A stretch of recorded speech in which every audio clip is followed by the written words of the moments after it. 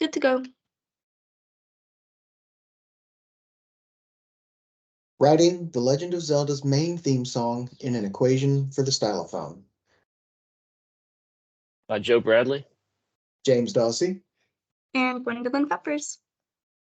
So we chose to do our presentation on the Stylophone, which is an instrument that's similar to the piano in that it has a keyboard and a frequency range associated with the keyboard.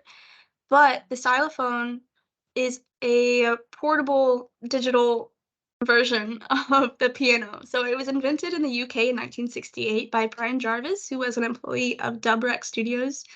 And it has since become famously known as the pocket synth for its portable size and electronic sound. It's played by touching a conductive stylus to the keyboard, and when that happens, it closes the circuit on a voltage-controlled oscillator.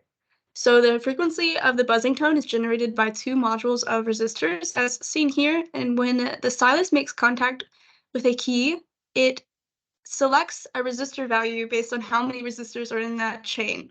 So it adds all of the resistor values that are behind the stylus, and that corresponds to a frequency that's determined by this formula. So for example, the frequency of the note C would be represented by 83,000 ohms, but as you go higher on the frequency range, the resistances become smaller.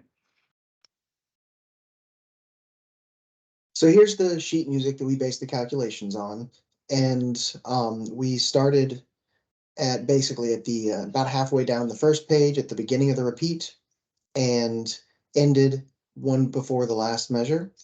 And we're focusing specifically on the melody, which is just the top line of the four staffs there. So here's a simpler, more straightforward example of actually what we focused on. And so beginning with our calculations, if the tempo is 150 beats a minute, then this is how long, this is the duration of each of the different types of notes in this piece. All right, and so here are the sine functions for each note that is played in the Zelda theme song, or the portion of the song that we analyzed. Each frequency is plugged into the equation sine 2 times pi times the frequency times t, and then we use the unit step function to define the duration of time that each note is played. So if you want to go to the next, so here we go. Sorry, go back to the last one. So you have B flat 4 for 0.4 seconds. So you take sine of 2 pi times the frequency, and you have U of t minus U of t minus 0.4. And then you go to the next one. I was able to define a variable for each unit step function and then multiply that variable times its corresponding sine function for an equation of 40 sine functions added together. And then I was able to plot it using MATLAB, and you get a nice plot here. So for the final review, the song actually played on the Stylophone.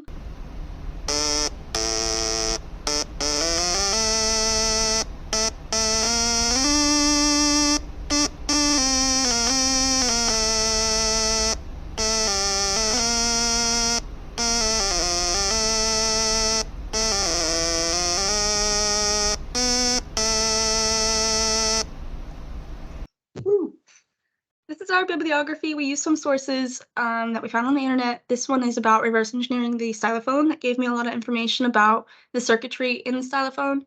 And a couple of other of these sources are talking about how to make your own Stylophone. So I learned a lot about the actual electronics that go into making a frequency range.